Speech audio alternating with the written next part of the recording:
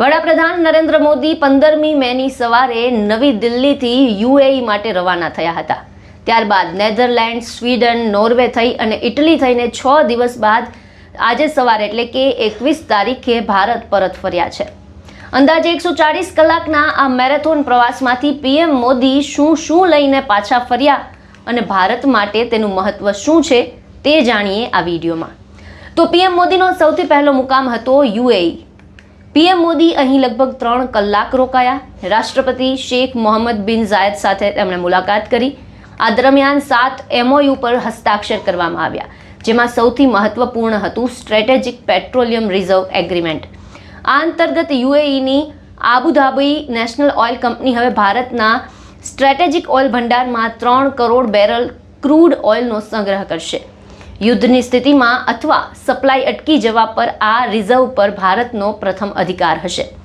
UAE આ રિઝર્વનું ભાડું પણ ચૂકવશે। હાલમાં ભારત પાસે કર્ણાટક અને આંધ્રપ્રદેશમાં 3 સ્ટ્રેટેજિક ઓઇલ રિઝર્વ છે। તેની ક્ષમતા 53.3 લાખ મેટ્રિક ટન છે, એટલે કે તેમાં લગભગ 4 કરોડ બેરલ ઓઇલનો સંગ્રહ થઈ શકે છે। ઓડિશાના ચંદીખોલમાં નવું રિઝર્વ અને કર્ણાટકના પાદુરમાં રિઝર્વ ક્ષમતા વધારવામાં આવી રહી છે।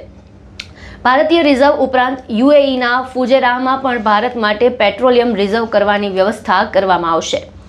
યુએઈમાંથી મળનારા ક્રૂડ ઓઇલમાંથી 1.37 કરોડ બેરલ ભારતમાં સંગ્રહિત થશે અને બાકીના 1.63 કરોડ બેરલ યુએઈના ફુજેરાહમાં આવેલી સ્ટોરેજ ફેસિલિટીમાં સંગ્રહિત કરાશે। આનાથી ભારતનું સ્ટ્રેટેજિક ઓઇલ રિઝર્વ 14 થી 15 દિવસનું થઈ જશે। યુએઈમાંથી ક્રૂડ ઓઇલ આવવાની બીજી એક ખાસ વાત એ છે કે તેને સ્ટ્રેટ ઓફ હોર્મુઝમાંથી પસાર થવું પડતું નથી। યુએઈનું ઓઇલ હશબાન ઓઇલ ફિલ્ડમાંથી એક ખાસ પાઇપલાઇન દ્વારા ઓમાન સાગરના કિનારે આવેલા ફુજેરા બંદરગાહ પહોંચે છે। અહીંથી જહાજો ઓઇલ ભરીને સીધા ભારત આવી શકે છે। આ સિવાય ભારતનું બીજું સ્ટોપ હતું નેધરલેન્ડ। પીએમ મોદી અહીં 15 મેની રાત્રે લગભગ 9 વાગ્યે પહોંચ્યા અને 1.5 દિવસ રોકાયા। તેમણે નેધરલેન્ડના રાજપરિવાર અને વડાપ્રધાન રોબ જેટન સાથે મુલાકાત કરી। આ દરમિયાન 17 MOU સાઇન થયા, તેમાંથી 2 મુખ્ય છે, ચીપ મેકિંગ ડીલ અને ક્રિટિકલ મિનરલ સપોર્ટ। જી હા, નેધરલેન્ડની ASML કંપનીએ ટાટા ઇલેક્ટ્રોનિક્સ સાથે ચીપ મેકિંગમાં ભાગીદારી કરી છે। ટાટા ઇલેક્ટ્રોનિક્સ ગુજરાતના ધોલેરામાં ચીપ મેકિંગ ફેક્ટરી બનાવી રહી છે। ચીપ બનાવવામાં કામ આવતી ખાસ લિથોગ્રાફી ટેકનોલોજીમાં ASML કંપનીની મોનોપોલી છે। તે ભારતમાં ફેક્ટરી લગાવવા અને પ્રોડક્શન શરૂ કરવામાં મદદ કરશે। તો નેધરલેન્ડ ભારતને ક્રિટિકલ મિનરલ્સની શોધ અને તેના ખનન માટે આધુનિક ટેકનોલોજી પણ આપશે। આ સિવાય ગુજરાતના ખંભાતના અખાત પર 30 કિલોમીટર લાંબો કલ્પસર ડેમ પ્રોજેક્ટ ચાલી રહ્યો છે। નેધરલેન્ડ વોટર એન્જિનિયરિંગમાં નિષ્ણાંત છે, માટે કલ્પસર પ્રોજેક્ટની ડિઝાઇન અને એન્જિનિયરિંગમાં પણ મદદ કરશે। પીએમ મોદીનો ત્રીજો પડાવ હતો સ્વીડન। અહીં તેઓ 17મી મેના રોજ પહોંચ્યા હતા। પીએમ મોદીએ સ્વીડનના વડાપ્રધાન ઉલ્ફ ક્રિસ્ટરસન સાથે મુલાકાત કરી અને વ્યૂહાત્મક ભાગીદારીના 6 કરાર કર્યા। તેમાં આગામી 5 વર્ષમાં વેપાર બમણો કરવા જેવી બાબતો છે। એક મોટું ડેવલપમેન્ટ ચોક્કસ જોવા મળ્યું। સ્વીડનમાં મોદીને યુરોપિયન યુનિયનના પ્રેસિડેન્ટ ઉર્સુલા વોન ડેર લેયને વચન આપ્યું કે વર્ષના અંત સુધીમાં તેઓ ભારત અને EU વચ્ચે નક્કી થયેલા ફ્રી ટ્રેડ એગ્રીમેન્ટ પર હસ્તાક્ષર કરશે। પીએમ મોદીનો ચોથો પડાવ હતો નોર્વે। 43 વર્ષ બાદ કોઈ ભારતીય પ્રધાનમંત્રીએ નોર્વેની યાત્રા કરી છે। તેમાં કુલ 12 મુદ્દાઓ પર સમજૂતી થઈ છે, જેમાં સૌથી મહત્વપૂર્ણ છે ગ્રીન સ્ટ્રેટેજિક પાર્ટનરશિપ। આ અંતર્ગત નોર્વે ભારતના ક્લીન એનર્જી પ્રોજેક્ટમાં રોકાણ કરશે।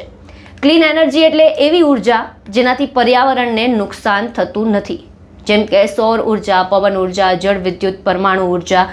નોર્વેની લગભગ 98% વીજળી પુરવઠો ક્લીન એનર્જીથી જ થાય છે।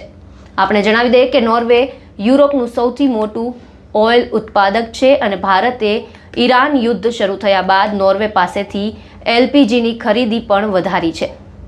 એટલું જ નહીં, ભારત ભવિષ્યમાં પણ નોર્વે પાસેથી ઓઇલ ખરીદવાના વિકલ્પો શોધી શકે છે।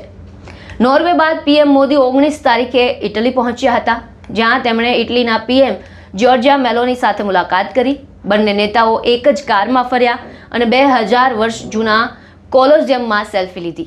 તો પીએમ મોદીએ પીએમ મેલોનીને મેલોડી ગિફ્ટ કરતા સોશિયલ મીડિયા ઘેલું થયું હતું. જોકે ભારત અને ઇટલી વચ્ચે ખૂબ જ મોટા કરાર પણ થયા છે, જેમાંથી એક છે IMEC-થી ટ્રેડ કનેક્ટિવિટી, એટલે કે India middle east Europe economic corridor, એટલે કે IMEC-ને આગળ વધારવા પર બંને દેશ સહમત થયા છે.